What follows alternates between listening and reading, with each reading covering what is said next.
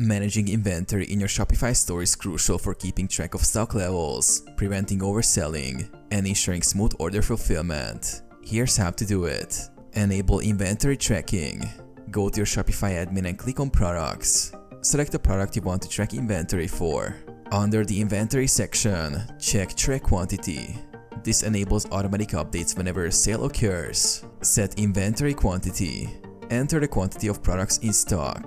Shopify will automatically update stock levels as orders are placed. You can set a low stock threshold to receive notifications when inventory reaches a specific number. Managing multiple locations. If you have multiple locations, go to Settings, Locations to set up different inventory tracking for each location. You can assign inventory levels per location, which will be updated in real time. Inventory adjustments. To adjust inventory manually, go to Products, Inventory, click on the product, and select Adjust Quantity. Here, you can add or subtract stock as needed. Inventory reporting.